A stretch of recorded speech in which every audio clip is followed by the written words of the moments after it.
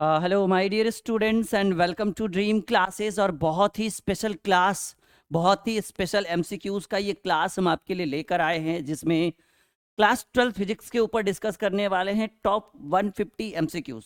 जैसा कि आपको पता है, क्लास 12 फिजिक्स में लगभग 16-17 चैप्टर हमें पढ़ना होता है। तो ये क्लास जो है, ये जो स्पेशल क्लास है, वो बहुत ही शानदार होने वाला है आपके लिए। ये शानदार और स्पेशल इसलिए हम इस क्लास को कह रहे हैं क्योंकि इस क्लास के अंतर्गत, आज के क्लास के अंतर्गत, क्लास 12 फिजिक्स में जितने भी चैप्टर्स हैं, अध्याय 1 से लेकर 16-17 लेसन जो भी है, उन सभी के निचोड़, उन सभी के टॉप मोस्ट वीवीआई एमसीक्यूज आज के इस स्पेशल क्लास में हम आपके सामने लेकर आए हैं। बहुत ही इंपॉर्टेंट है, कई बार यहाँ से बोर्ड के एग्जाम में प्रश्न देखने को मिला है और सभी प्रीवियस ईयर्स हैं, एक्सपेक्टेड है फॉर 2023 के लिए संभावित है। बोर्ड के एग्जाम में कई बार पूछे जा चुके हैं और बिल्कुल हमारी तरफ से माना जाए तो ये सबसे गेस इंपॉर्टेंट ऑब्जेक्टिव क्वेश्चन है जो हम स्पेशली आपके लिए लेकर आए। अगर अच्छा लगे तो वीडियो को लाइक, शेयर एंड चैनल को सब्सक्राइब करके बेल बटन जरूर दबाइएगा। और चलिए शुरुआत करते हैं एक स्पेशल सीरीज की, एक स्पेशल क्लास की। टॉप 150 एमसीक्यूज एक क्लास में पॉसिबल तो है नहीं, हमने टारगेट रखा है कि 3 क्लास में हम इसको कवर करेंगे, ठीक है, 50-50-50 करके। तो ये बहुत इंपॉर्टेंट है। जैसा कि आप देख रहे हैं स्क्रीन के ऊपर, भौतिक विज्ञान संपूर्ण किताब का ये पूरा निचोड़ है। ये हमारा एप्लीकेशन, ये हमारा टेलीग्राम और ये हमारा हेल्पलाइन, सबका लिंक वीडियो के डिस्क्रिप्शन में है। और चलिए क्लास की शुरुआत करते हैं। आप उत्तर देते चलिएगा, इसको आप टेस्ट के रूप में भी देख सकते हैं क्योंकि एमसीक्यूज बहुत इंपॉर्टेंट है, बहुत डिमांड है एमसीक्यूज का, और कई बार रिपीटेड जो हम आपको आज लेकर आएंगे वो कई बार एग्जाम में पूछे जा चुके हैं, ठीक है। तो मैं राहुल सर आप सभी का तहे दिल से स्वागत करता हूं ड्रीम क्लासेस में, और आप सभी को चलिए शुरुआत करते हैं आज के क्लास की। और पहला सवाल, विद्युत द्विध्रुव आघूर्ण का SI मात्रक क्या है? जल्दी बताइएगा, सही उत्तर क्या होगा। आप इसको एक टेस्ट के रूप में भी देख सकते हैं, आप इसको रिवीजन के रूप में भी इस क्लास को देख सकते हैं, और आप इसको बोर्ड के नजरिए से भी इसको देख सकते हैं क्योंकि आज का क्लास शानदार होने वाला है, स्पेशल होने वाला है। चलिए 4 विकल्प आपके स्क्रीन के ऊपर, जल्दी जल्दी से आंसर बताइएगा। वैद्युत द्विध्रुव आघूर्ण का SI मात्रक, देखिए वैद्युत द्विध्रुव आघूर्ण का SI मात्रक बहुत ही हाईलाइटेड प्रश्न है, कई बार पूछा गया है, और इसका सही उत्तर होगा कूलाम्ब मीटर। ये सही उत्तर है, हालांकि दोनों एक ही चीज है, पर चलिए कूलाम्ब मीटर, ये A और D दोनों ऑप्शन में सेम है तो कोई बात नहीं है। तो ये बहुत ही इंपॉर्टेंट ये क्वेश्चन आपके लिए है, कई बार पूछा गया और बहुत सारे प्रीवियस ईयर्स लेकर आए हैं आज के क्लास में। क्वेश्चन बैंक निकालिए, उठाकर देखिए, सभी इंपॉर्टेंट है। विद्युत क्षेत्र की तीव्रता का SI मात्रक, जल्दी बताइएगा सही उत्तर क्या होगा। विद्युत क्षेत्र की तीव्रता की SI मात्रक नहीं, डायमेंशन बताना है। आपने क्लास 11th के फिजिक्स में यूनिट एंड डायमेंशन पढ़ा होगा, फिर आपने स्केलर एंड वेक्टर पढ़ा होगा, इकाई और बीमा, सदिश और अदिश, जिसमें आपने पढ़ा होगा कि एक का परिमाण होता है, एक का परिमाण और दिशा दोनों होता है। तो एक बहुत ही इंपॉर्टेंट क्लास। विद्युत क्षेत्र की तीव्रता की बीमा जो होगी वो आपका सही उत्तर 2 नंबर होगा, mL/-3 A इनवर्स इस प्रश्न का सही उत्तर होगा। चलिए, this is the right answer of this question, विद्युत क्षेत्र की तीव्रता की बीमा, सही उत्तर, बहुत ही बेहतरीन। और अगर आपको आ रहा है तो ये आपका समझिए आप रिवाइज कर रहे हो, अगर आपको नहीं आ रहा है तो मैं आपको एक एडवाइस दूंगा कि आप जरूर, जी हाँ, आप जरूर इसे अपनी कॉपी में नोट करिए। अगर आप हमारे साथ टेलीग्राम पे जुड़ते हैं, बिल्कुल मुफ्त सेवा है, वीडियो के डिस्क्रिप्शन में लिंक है, प्ले स्टोर में सर्च करिए ड्रीम क्लासेस ऑफिशियल, ये हमारा टेलीग्राम चैनल है। अगर आप इसको ज्वाइन करते हैं तो यहाँ पे मुफ्त में हम इसका PDF भी प्रोवाइड करेंगे, ठीक है। तीनों सीरीज होने के बाद 150 का 150 PDF आपके कोर्स के अंदर आपके टेलीग्राम के नीचे डाल देंगे। 3 क्लास होगा ना, 3 सीरीज 50-50 का, फिर डाल देंगे। चलिए ठीक है, आगे बढ़े। अगले प्रश्न की, निम्नलिखित में से कौन सी सदिश राशि, अभी अभी मैं डिस्कस कर रहा था स्केलर एंड वेक्टर, ठीक है, पढ़ा होगा आपने 11th में ही पढ़ा होगा स्केलर एंड वेक्टर में। तो बताइए कौन सदिश राशि है, और इस प्रश्न का सही उत्तर है विद्युत तीव्रता। जैसा कि मैं देख पा रहा हूँ कि बहुत सारे बच्चे हमारे साथ आ रहे हैं, कनेक्ट हो रहे हैं, जुड़ रहे हैं, और आप लोग बिल्कुल फटाफट उत्तर देते चलिएगा, रुकिएगा बिल्कुल नहीं। और ये बहुत अच्छे संकेत हैं हमारे लिए कि अब ऑडियंस की भीड़ जो है वो ड्रीम क्लासेस के ऊपर धीरे धीरे बढ़ती हुई, और ये बहुत अच्छे संकेत हैं हमारे लिए और हमारे चैनल को लेकर, ठीक है, क्योंकि हम लोगों ने काफ़ी काम को स्लो कर दिया था और अब गति हम लोग लेकर आए हैं आपके लिए, ठीक है। तो ये सही उत्तर विद्युत तीव्रता का। विद्युत आवेश का एसआई मात्रक, ये इसमें टाइम बिल्कुल भी हम नहीं वेस्ट करेंगे क्योंकि ये एक हल्का सवाल है कि सर विद्युत आवेश का एसआई मात्रक कूलाम होता है, और ये सही उत्तर इस प्रश्न का, और हम इसमें बिल्कुल भी समय को बर्बाद नहीं करेंगे। ठीक है, चलिए अगले प्रश्न की ओर आते हैं। अच्छा, आपको पता है ना, हम अपना खुद का हैंड रिटन नोट्स भी बच्चों को देते हैं। हजारों बच्चे हमारे हैंड रिटन नोट्स को हर साल लेते हैं, किसी साल 15,000 बच्चे, किसी साल 20,000 बच्चे। अभी हम उससे भी परिचित करवाएंगे आपको ये हैंड रिटन नोट्स कैसा है, पहले अभी फिलहाल पढ़ लीजिए। ठीक है, 5वें प्रश्न की ओर, कि जब किसी वस्तु को आवेशित किया जाता है तो उसका द्रव्यमान। देखिए, जब हम किसी वस्तु को आवेशित करते हैं, मैंने बोला कि ये टेस्ट के माध्यम से भी देखिए, और इसमें हम एक्सप्लेन भी करते चलेंगे, कुछ चीजें समझाते चलेंगे जो आपके लिए बहुत इंपॉर्टेंट है। कहा गया कि जब किसी वस्तु को आवेशित किया जाता है तो उसके द्रव्यमान यानी उसके मास के ऊपर क्या इफेक्ट पड़ेगा, यानी द्रव्यमान के ऊपर क्या इफेक्ट पड़ेगा। देखिए, बात क्लियर है, अगर हम किसी वस्तु को आवेशित करते हैं तो उसके द्रव्यमान के ऊपर क्या इफेक्ट पड़ेगा, ये वस्तु के ऊपर निर्भर करेगा, यानी वस्तु पर निर्भर करेगा कि हम किस वस्तु को आवेशित करेंगे। यानी सीधे सीधे कहिए कि जब हम किसी वस्तु को आवेशित करेंगे तो उसका द्रव्यमान बढ़ भी सकता है, घट भी सकता है, या सीधे सीधे कहिए कि निर्भर करेगा वस्तु के ऊपर कि हम किसको आवेशित करें। 4 नंबर इस प्रश्न का सही उत्तर है, 5 का डी आपका करेक्ट आंसर हो जाएगा इस क्वेश्चन का। किसी वस्तु पर आवेश की न्यूनतम मात्रा कम नहीं हो सकती। कितने से किसी वस्तु पर आवेश की न्यूनतम मात्रा कम नहीं हो सकती, मतलब वो लास्ट रहेगा। बताइए कितना? किसी वस्तु पर आवेश की न्यूनतम मात्रा, याद रखिएगा इस प्रश्न का सही उत्तर पहला हो जाएगा 1 पॉइंट, आपने सुना ही होगा charge on electron and proton, 1.6 × 10⁻⁻19 coulomb से किसी माफी चाहेंगे। ठीक है, किसी वस्तु पर आवेश की न्यूनतम मात्रा संभव नहीं या कम नहीं हो सकती। मिनिमम कितना? 1.6 × 10⁻⁻19 कूलम। आइए 17वें प्रश्न की ओर, 7वें प्रश्न की ओर। डिवाई क्या है जी? डिवाई मात्रक है किसका? डिवाई मात्रक है, जी हाँ, डिवाई सर जी, ये एक बहुत इंपॉर्टेंट प्रश्न है। और डिवाई मात्रक है वैद्युत द्विध्रुव आघूर्ण का मात्रक है डिवाई। किसका मात्रक है बच्चा? वैद्युत द्विध्रुव आघूर्ण का मात्रक है डिवाई।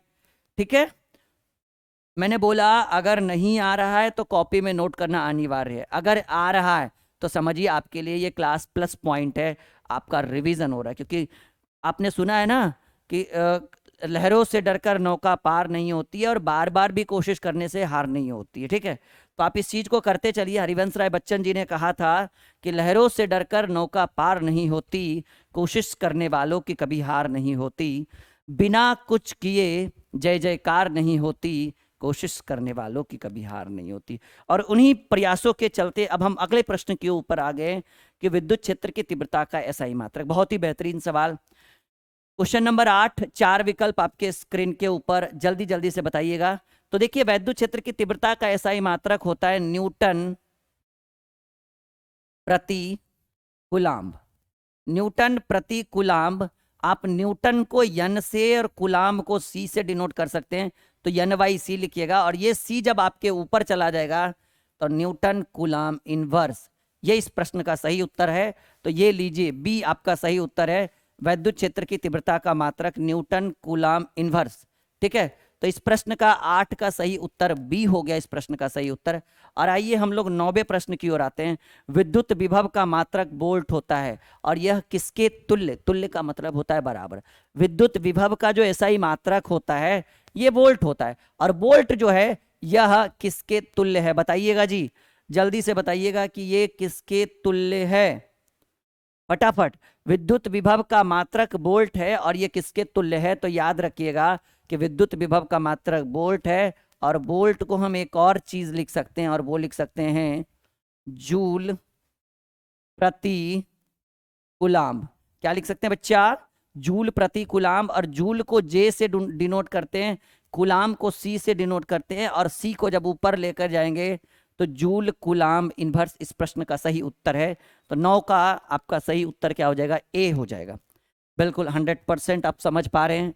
ये क्लास आपके लिए बहुत स्पेशल है, बहुत ही इंपॉर्टेंट है। हमें पता है कि आप लाइक जरूर करेंगे इस क्लास को। और हाँ, नोटबुक की बात करें तो हम लोग खुद का नोटबुक देते हैं हर साल। ये 2022-23 क्या है, हम हर साल नोटबुक देते हैं। पिछले 10 सालों से हमारा कॉन्फिडेंस लेवल नोटबुक के चलते बहुत अच्छा हुआ है। आप इस तरह के नोटबुक, जैसा कि आप अभी फिजिक्स देख रहे हैं, मैं फिजिक्स पढ़ा रहा हूँ, अभी मैं पहले आपको फिजिक्स का नोटबुक दिखा देता हूँ थोड़ा दूर से ही।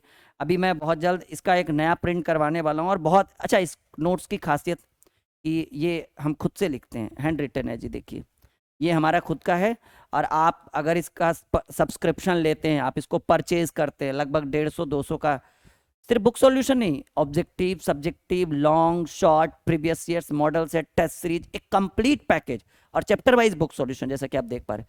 बुक में आपको एक चैप्टर में अगर 20 पेज में एक चैप्टर खत्म होता है, हम यहाँ 7-8 पेज में खत्म करके देखो एक चैप्टर आपको दे रहे हैं। ये एक चैप्टर का ये पीडीएफ है, इलेक्ट्रोस्टैटिक्स, वैद्युत आवेश और क्षेत्र, दिख रहा है आपको? देखिए दिख रहा है, इलेक्ट्रोस्टैटिक्स, स्थिर वैद्युतिकी चैप्टर, ये हमारे हाथों से लिखा हुआ हैंड रिटन नोट्स है। बहुत बहुत खासियत है इस नोट्स की, और एक दो नहीं, 100 नहीं, हजारों बच्चे इस नोट्स को खरीदते हैं हर साल, और इस बार भी सब्सक्रिप्शन लेना शुरू कर दिया है बच्चों ने, और ये 2023 के लिए बनकर बिल्कुल रेडी हो चुका है। ये केमिस्ट्री का नोट्स है, ये बिल्कुल हमारे हाथों का लिखा हुआ हैंड रिटन नोट्स है, जैसा कि आप देख पा रहे हैं। ये बिल्कुल आप इसको अपने व्हाट्सएप पे एज ए पीडीएफ मंगवा के आप इसको प्रिंट करवा सकते हैं, और जो चैप्टर आपके बुक में 30-35 पेज में कंप्लीट हुआ है, हम यहाँ 12-15 पेज में हैं। आपको नोट्स में हम क्या क्या देंगे? फिजिक्स केमिस्ट्री दिख गया, ये बायो, जीवोमेजेनन, रिप्रोडक्शन इन ऑर्गेनिज्म। अच्छा, आर्ट्स वाले बच्चे भी नोट्स ले सकते हैं। आर्ट्स वाले डेमो के लिए आप इस नंबर पे कॉल करिए, कहिए सर डेमो तो दिखाइए कम से कम फ्री में, एक एक दो दो चैप्टर हम फ्री में देंगे। आप इस नंबर पे व्हाट्सअप करिए, हम आपको फ्री में नोट्स देंगे, एक एक दो दो चैप्टर। बाकी जो उसका प्राइस है लगभग 200 के आसपास आपको एक सब्जेक्ट का लगेगा, और ऑल सब्जेक्ट लीजिएगा तो फिर 20% का डिस्काउंट, 25% का। Physics, chemistry, bio, math, Hindi, English 12th का तो हो ही गया। 12th का आर्ट्स का all subject, history, polity, geography, economics, सब कुछ, और साथ ही साथ 10th का नोटबुक, ठीक है। 10th का तो और आपको पर सब्जेक्ट 100 रुपीज़ ही पड़ेगा, ठीक है। तो पूरे आराम से प्रिंट आउट करवा सकते हैं। प्रिंट आउट में भी कोई ज़्यादा खर्चा नहीं, सब्जेक्ट में 50 रुपया, लगभग 50-60 का तो खर्चा, इतना तो कर ही सकते हैं एक सब्जेक्ट में। अरे ज़्यादा ज़्यादा 60-70 रुपया खर्चा होगा, 70-80 होगा। 5 सब्जेक्ट है, 400 रुपया और होगा एक पूरे साल में। 4-5-6-700 का नोटबुक, 4-500 का, 3-400 का प्रिंट, नहीं तो फिर फोन से भी पढ़ सकते हो, वो आपके ऊपर डिपेंड करेगा, ठीक है। तो आपका सही उत्तर क्या हो गया? जूल प्रति कूलाम्ब, ये आपका सही उत्तर है, 9 का सही उत्तर, जूल प्रति कूलाम्ब। आगे बढ़े, 10वें प्रश्न की ओर आते हैं। विद्युत आवेश का ईएसयू मात्रक क्या होगा जी? विद्युत आवेश का ईएसयू मात्रक क्या होता है, बताइए फटाफट। क्वेश्चन नंबर 10, ठीक है। वैद्युत आवेश का ईएसयू मात्रक, सर जी आपका 10 का सही उत्तर होगा 4.78 गुने 10 पर पावर -10 ईएसयू, ठीक है। ये इस प्रश्न का सही उत्तर है, और आप इस नंबर पर बिल्कुल निसंदेह, ये हमारा ऑफिशियल हेल्पलाइन नंबर है, आप व्हाट्सअप करिए। आप व्हाट्सअप करिएगा तो आपको एप्लीकेशन और टेलीग्राम का लिंक ऑटोमेटिकली इधर से चला जाएगा, ठीक है। तो आपको लिंक चाहिए तो उस नंबर पे व्हाट्सअप करिए, आपको नोटबुक का पीडीएफ डेमो चाहिए तो उस नंबर पे व्हाट्सअप करिए, ठीक है। और एक और नंबर है, मान लीजिए हमारी टीम बिजी है तो आप इस पर भी कर सकते हैं, 93-41-54-73, ये 53 है लास्ट में, ठीक है। तो ये बहुत इंपॉर्टेंट है आपके लिए ये क्लास। चलिए अगले प्रश्न की ओर आते हैं। किसी विभव मापी की संवेदनशीलता को बढ़ाने के लिए क्या करना पड़ेगा? बहुत बेहतरीन सवाल, जल्दी जल्दी से इस प्रश्न का सही उत्तर दे दीजिए कि क्या होगा इस प्रश्न का सही उत्तर। कह रहा है बहुत ही बेहतरीन कि किसी विभव मापी की संवेदनशीलता को बढ़ाने के लिए क्या करना पड़ेगा। तो याद रखिएगा सर जी, ऐसे कंडीशन में इसके धारा को घटाना चाहिए। क्या करना चाहिए जी? ऐसे कंडीशन में, ऐसी स्थिति में इसके धारा को घटाना चाहिए। कॉपी में नोट करते चलिएगा, ये आपका बहुत स्पेशल क्लास होने वाला है आज का क्लास। चलिए 12वें प्रश्न की ओर आते हैं। किसी संधारित्र की धारिता व्युत्क्रमानुपाती होती है। किसी संधारित्र की धारिता, भाई किसके अनुक्रमानुपाती नहीं है, व्युत्क्रमानुपाती, जस्ट अपोजिट। किसी संधारित्र की धारिता व्युत्क्रमानुपाती होती है प्लेटों के बीच माध्यम की परावैद्युता पर। ये इस प्रश्न का सही उत्तर। किसी संधारित्र की धारिता व्युत्क्रमानुपाती होती है प्लेटों के बीच माध्यम की परावैद्युता पर। 12 का सही उत्तर बी आपका इसका सही उत्तर हो गया। चलिए 13वें नंबर सवाल पर, कि किसी विद्युतीय क्षेत्र में चालक को रखने पर उसके अंदर विद्युतीय क्षेत्र का मान क्या होता है? किसी विद्युतीय क्षेत्र में हम क्या रखते हैं? चालक। मान लीजिए ये इलेक्ट्रिक फील्ड है, ये एक विद्युतीय क्षेत्र है, और यहाँ पर हम एक चालक को रखते हैं। तो ऐसा करने से उसके अंदर विद्युतीय क्षेत्र के मान में, इसके वैल्यू में क्या परिवर्तन होगा? घटेगा, बढ़ेगा, शून्य हो जाएगा, या जो भी हो बताइएगा। क्वेश्चन नंबर 13, क्वेश्चन नंबर 13, जल्दी बताइएगा जी। क्वेश्चन नंबर 13, किसी विद्युतीय क्षेत्र में चालक को रखने पर उसके अंदर विद्युतीय क्षेत्र का मान क्या हो जाएगा? जी हाँ, अगर विद्युतीय क्षेत्र को रखते हैं तो अंदर का मान, किसी चालक को अगर रखते हैं तो अंदर में विद्युतीय क्षेत्र का मान शून्य हो जाता है। ठीक है, क्या हो जाएगा? शून्य हो जाएगा। आगे बढ़े 14वें नंबर प्रश्न की ओर की, किसी किसी सूक्ष्म विद्युत द्विध्रुव के मध्य बिंदु से आर दूरी पर विद्युतीय विभव V जो है वो किसके समानुपाती होगा? एक बेहतरीन सवाल। किसी सूक्ष्म द्विध्रुव के मध्य बिंदु से बहुत आर दूरी पर विद्युत विभव जो है वो किसके समानुपाती होगा?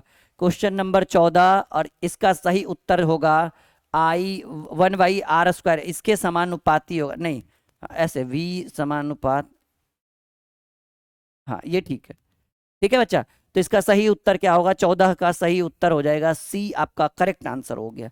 ये बहुत ही स्पेशल, बहुत ज़्यादा स्पेशल क्लास है, बहुत मज़ा आने वाला है। मुझे पता है कि इस वीडियो को लाइक शेयर जरूर करेंगे आप सभी लोग। 15वें प्रश्न के, यदि संधारित्र के प्लेटों के बीच धातु की एक छड़ को घुसा दिया जाए तो उसकी धारिता पर क्या असर पड़ेगा? जल्दी बताइएगा, जल्दी बताइएगा कि यदि संधारित्र की प्लेटों के बीच धातु की एक छड़ को घुसा दिया जाए तो उसकी धारिता पर क्या? देखिए, शून्य तो कभी नहीं होगा, अनंत भी कभी नहीं होगा, और इतना भी कभी नहीं होगा। तो इनमें से आपका उत्तर हो गया इनमें से कोई नहीं। पर कहिए सर आंसर तो बताइए। तो हम कहेंगे यदि संधारित्र की प्लेटों के बीच धातु की एक छड़ को घुसा दिया जाए तो उसकी धारिता बढ़ भी सकती है, या घट भी सकती है। ठीक है, घट भी सकती है, मतलब डिपेंड करेगा उसके ऊपर। ठीक है, चालक की धारिता के ऊपर बढ़ भी सकता है, घट भी सकता है। ये इस प्रश्न का सही उत्तर है। या हालांकि हमने डी उत्तर मारा, इनमें से कोई नहीं, क्योंकि ये है ही नहीं ऑप्शन में, तो हमने डी मार दिया। 16वें प्रश्न, एक समविभवी तल के एक बिंदु से दूसरे बिंदु तक ले जाने में आवेश पर क्षेत्र द्वारा किया गया कार्य जो है वो कैसा होगा? बताइएगा।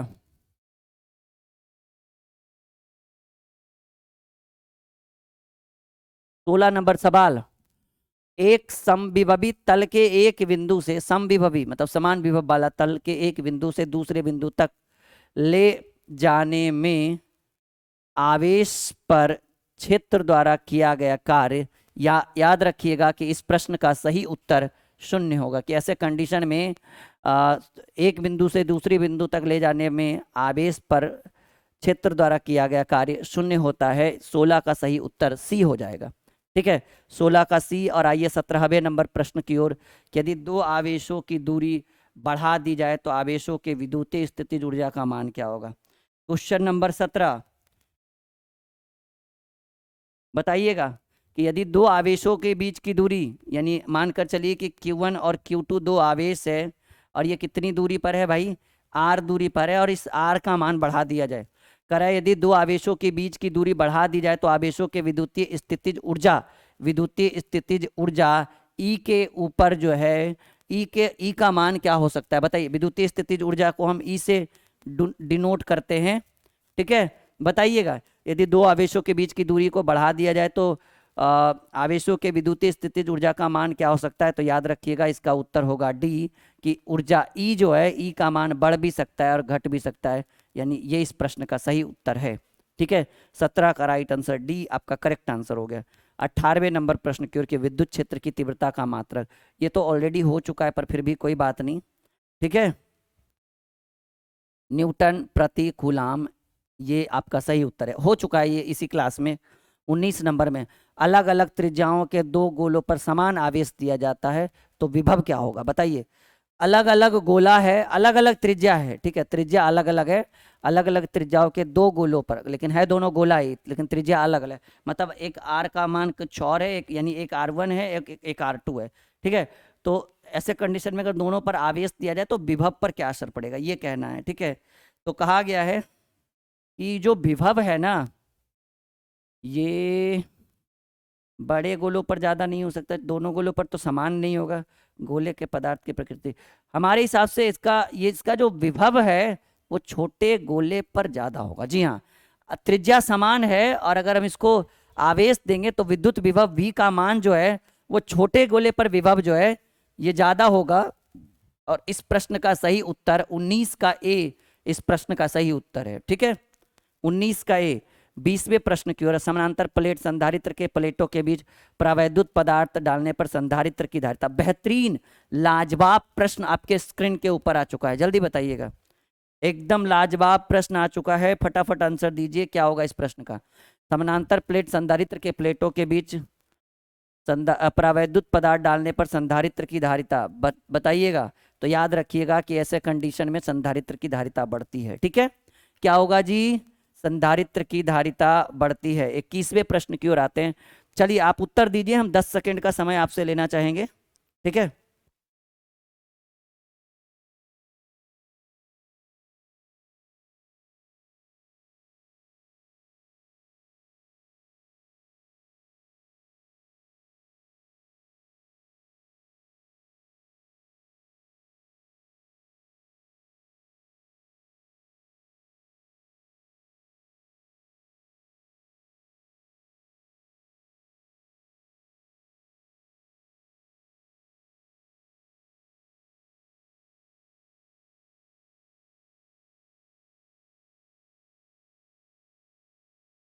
तापक्रम बढ़ाने पर प्रतिरोध घटता है।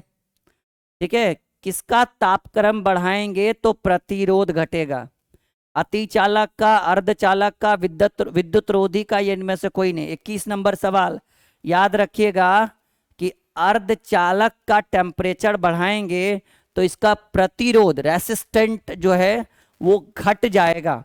ठीक है बच्चा, तो इस पीडीएफ पर विचार कर लिए। आप लोग को ये पीडीएफ बिल्कुल चाहिए होगा। कौन, अब बहुत सारे ऐसे स्टूडेंट हैं जो पढ़ नहीं पाते, सिलेबस उनका कंप्लीट नहीं होता है, सर लिखा है 10 दिन 15 दिन गायब रहे। तो ये एक रामबाण है, कोई भी टीचर इससे बढ़िया पीडीएफ, इससे बढ़िया क्लास आपको नहीं करा के देगा। ये हैंड रिटन है और हम खुद लिखते हैं, ऐसा नहीं कि कोई हमारे थ्रू कोई और लिख के देता है, ऐसा कुछ नहीं। ये हमारा खुद का लिखा हुआ नोटबुक है, हम अपने हाथों से लिखते हैं और यही बिहार के, यूपी के और भारत के कोने कोने तक पहुंचता है यही PDF as a PDF, as a document. ठीक है, बच्चे प्रिंट करवाते हैं, उनकी मर्जी, वो लैपटॉप में पढ़े, फोन में पढ़े, प्रिंट करवाए, उनकी मर्जी। ठीक है, तो ये सुविधाएं हमारे चैनल पर लगभग 6-7 सालों से चल रहा है जी। और इस साल भी अब बिल्कुल शुरू हो गया है। ठीक है, और आप लोग भी शुरू हो जाइए। चलिए अगले प्रश्न की ओर देखिए, बहुत बेहतरीन सवाल, जैसा कि आपके स्क्रीन के ऊपर की प्रतिरोधकता ताप गुणांक का ऐसा ही मात्रक। बताइएगा सही उत्तर क्या होगा। 22 नंबर क्वेश्चन।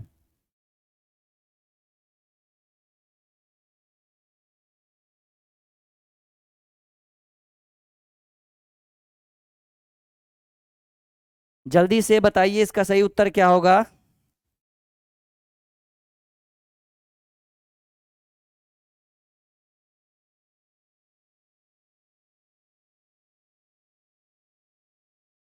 जल्दी फटाफट उत्तर दीजिए।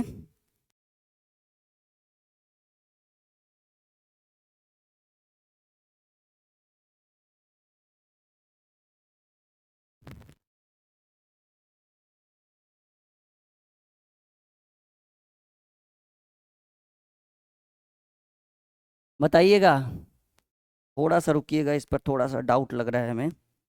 आप लोग अपना विचार रखिए, तब तक हम बताते हैं आपको।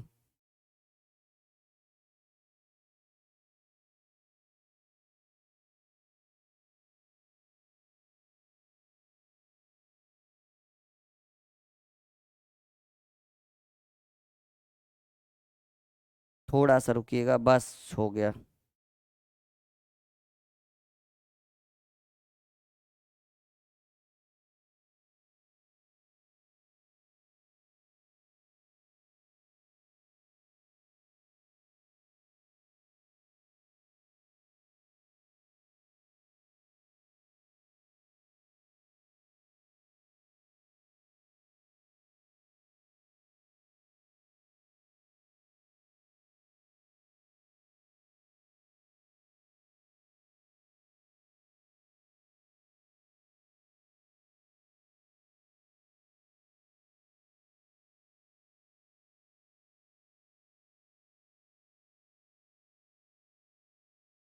मेरे हिसाब से ये सही उत्तर होना चाहिए, कुछ गलत है इसमें दिया हुआ। चलिए कोई बात नहीं, हम इसको डाउट क्वेश्चन के रूप में रखते हैं, ठीक है। आप परेशान ना होइए, हम बिल्कुल इसको एक बार फिर से करवा देंगे।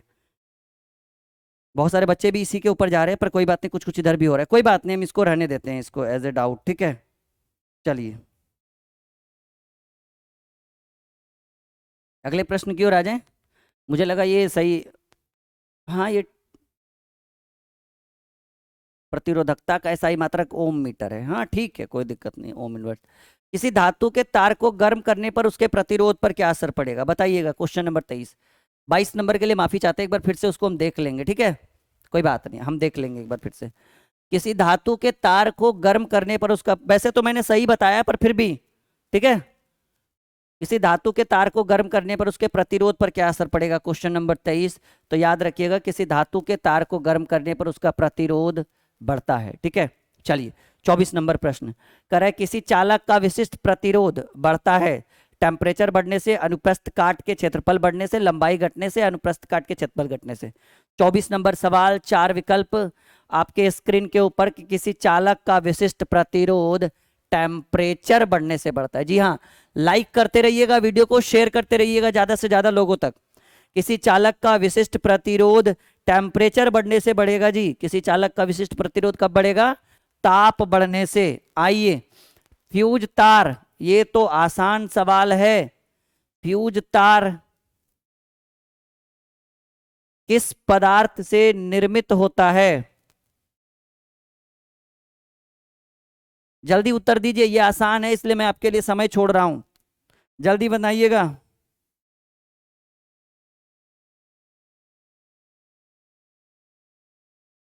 जल्दी फटाफट उत्तर दीजिए।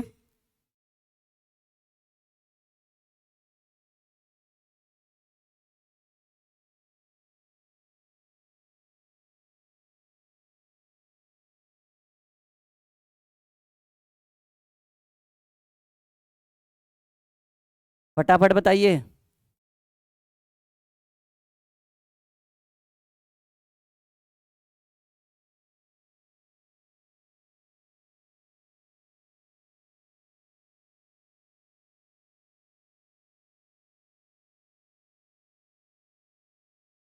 दे दिया आपने उत्तर,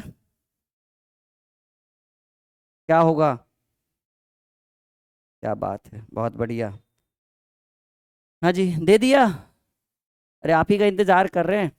फ्यूज तार जो होता है वो तांबे का बना होता है, ऐसे तांबा, टीन, सीसा, इन सबों का, कैडमियम वगैरह, इन सबों का मिश्रण होता है, लेकिन ज्यादातर तांबा का ही माना जाता है, इसमें मात्रा तांबा की मात्रा है, ठीक है। ये हो गया, फ्यूज तार तांबे का बना होता है, ठीक है।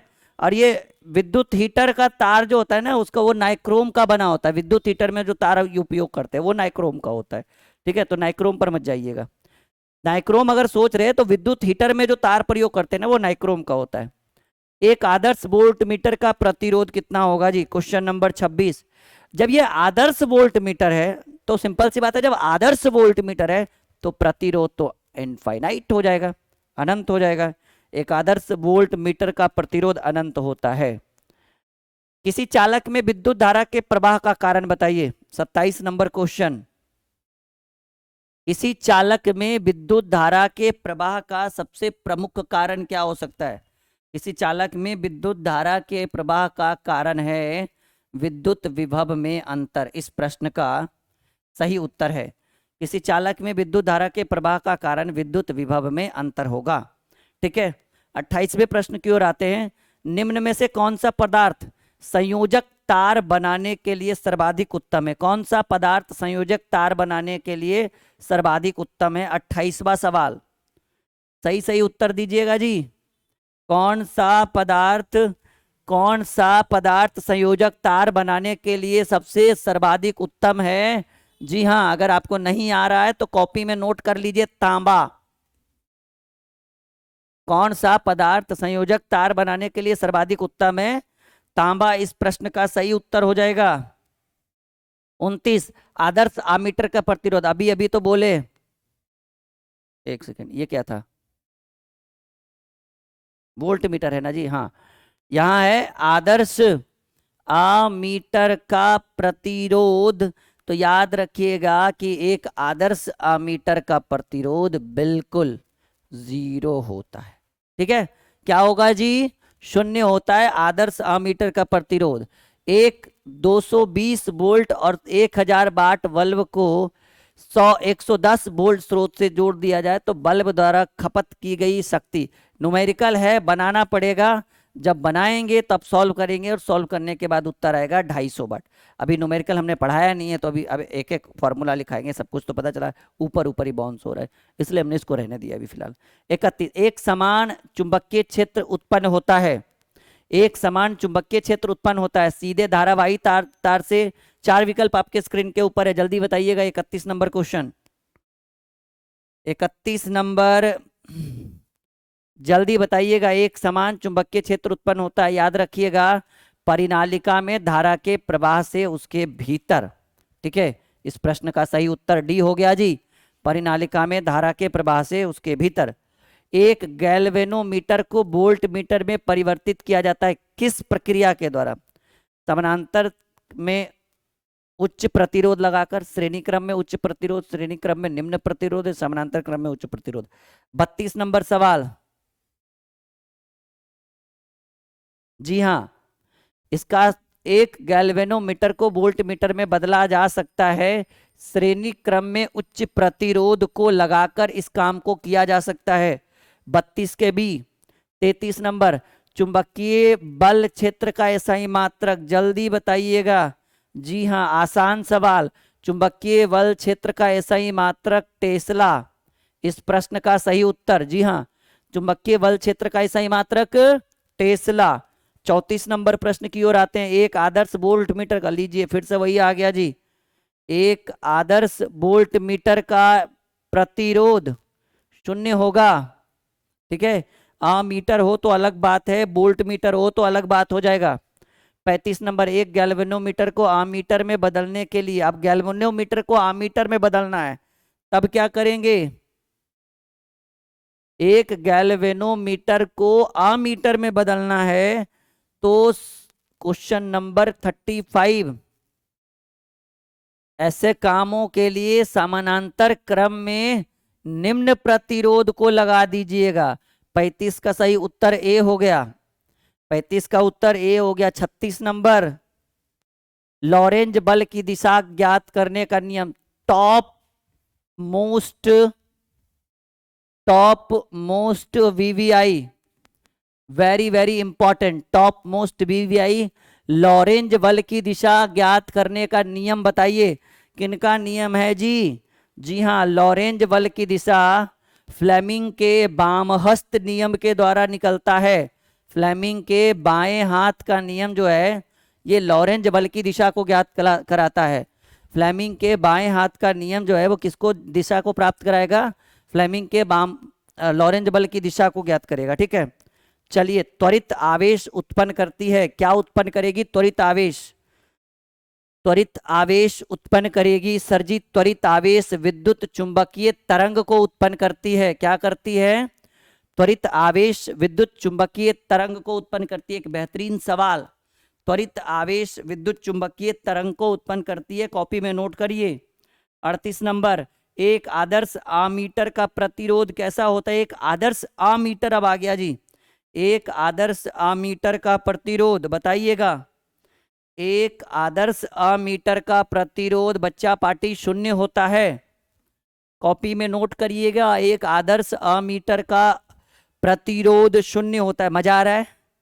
बढ़िया से शेयर करिए, लाइक करिए और चैनल को सब्सक्राइब। और हाँ, टेलीग्राम बहुत जरूरी है। मैं पीडीएफ जैसे 150 ऑब्जेक्टिव खत्म होगा ना, मैं पीडीएफ दे दूंगा आपके टेलीग्राम पे, प्रॉमिस, पक्का वाला प्रॉमिस। अगर नहीं दिया तो लेफ्ट कर देना टेलीग्राम को। ठीक है, अभी फिलहाल डिस्क्रिप्शन में लिंक है, टेलीग्राम ज्वाइन करिए। एक आदर्श आमीटर का प्रतिरोध 0 होता है। 39 नंबर, एक वोल्ट मीटर को आमीटर में बदला जा सकता है, बताइएगा।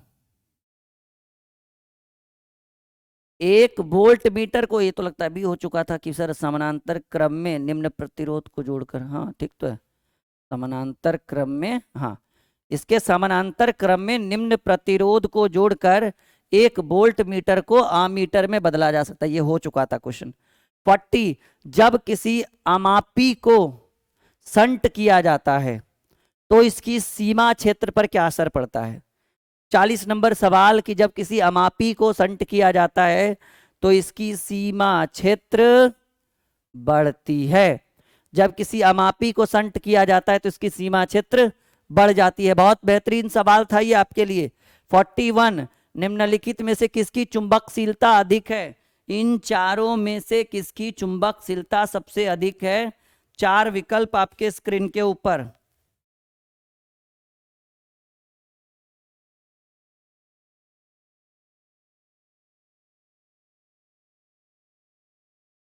एक सेकंड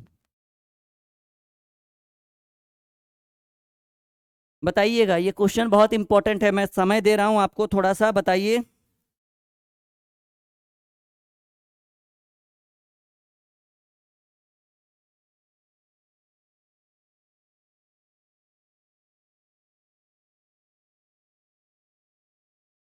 फटाफट उत्तर दीजिए।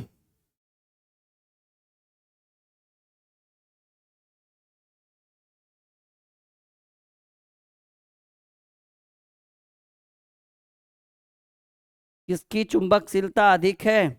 कहिएगा सर, इतना हल्का सवाल में इतना टाइम दे रहे हैं। जी हाँ, बताइए जल्दी।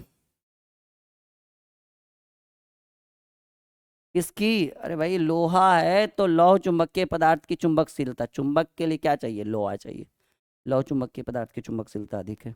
बताइए, निम्न में से किस धातु की चुंबकीय प्रवृत्ति 1 से कम और ऋणात्मक होती है। 4 विकल्प आपके स्क्रीन के ऊपर। निम्नलिखित में से किस धातु की चुंबकीय प्रवृत्ति 1 से कम और ऋणात्मक होगी। फेरोमैग्नेटिक, पारामैग्नेटिक, डायमैग्नेटिक और इनमें से कोई नहीं। सही उत्तर सी। इस प्रश्न का सही उत्तर है कि निम्नलिखित में से किस धातु की चुंबकीय प्रवृत्ति 1 से कम और निगेटिव यानी ऋणात्मक भी होगी, डायमैग्नेटिक। 43 की ओर आते हैं। निकेल किस तरह का पदार्थ है भाई। निकेल, निकेल एक हाइलाइटेड प्रश्न। सर जी, निकेल अणुचुंबकीय पदार्थ है। कैसा है। निकेल अणुचुंबकीय पदार्थ है। बात क्लियर एकदम। निकेल कैसा है, अणुचुंबकीय पदार्थ। 44 की ओर चले। पृथ्वी की विषुवत रेखा पर निर्बाध लटकी चुंबकीय सुई कैसी होती है। ठीक है, पृथ्वी की विषुवत रेखा पर निर्बाध लटकी हुई चुंबकीय सुई कैसी रहती है। उदग्र, 45 डिग्री, क्षैतिज या 60 डिग्री के कोण पर। बताइए, पृथ्वी की विषुवत रेखा पर निर्बाध लटकी हुई या स्वतंत्र रूप से लटकी हुई चुंबकीय सुई हमारे हिसाब से तो क्षैतिज होनी चाहिए। जी हाँ, क्षैतिज रहती है। कैसी रहती है, क्षैतिज रहती है। 44 का सी। विद्युत चुंबक बनाने के लिए पदार्थ में होनी चाहिए। 45, विद्युत चुंबक बनाने के लिए पदार्थ में होनी चाहिए। जी हाँ, ये होनी चाहिए। उच्च चुंबकीय प्रवृत्ति रहेगा तभी तो विद्युत चुंबक बनाएंगे। उसमें चुंबक आकर्षित करने की क्षमता भी होनी चाहिए। 46 की ओर आते हैं। लोहा, तांबा क्या है जी। 46 तांबा है। तांबा, तांबा प्रति चुंबकीय पदार्थ है। तांबा क्या है, प्रति चुंबकीय है। कैसा है जी, प्रति चुंबकीय। 47, चुंबक के दो ध्रुवों के बीच। 4 विकल्प आपके स्क्रीन के ऊपर। चुंबक के दो ध्रुवों के बीच की दूरी को क्या कहते हैं। चुंबक के दो ध्रुवों के बीच की दूरी भाई, चुंबक के दो ध्रुवों के बीच की दूरी चुंबकीय लंबाई कहलाएगी। इसमें सोचने की क्या बात है। 48, एक प्रबल विद्युत चुंबक बनाने के लिए कौन सी वस्तु बहुत अधिक उपयुक्त होती है। एक प्रबल विद्युत चुंबक बनाने के लिए, एक प्रबल विद्युत चुंबक बनाने के लिए कौन सी वस्तु बहुत अधिक उपयुक्त होती है। जल्दी से उत्तर दीजिएगा, इस प्रश्न का सही उत्तर क्या होगा। तो 48 है ना जी। एक प्रबल विद्युत चुंबक बनाने के लिए कौन सी वस्तु बहुत अधिक उपयुक्त होती है। तो 48 का सही उत्तर होगा डी, नरम लोहा। ठीक है, 48 का डी आपका सही उत्तर हो गया, नरम लोहा। 49 की बात करें कि चुंबकीय फ्लक्स का एसआई मात्रक, तो ये आसान सवाल है कि सर चुंबकीय फ्लक्स का एसआई मात्रक वेबर।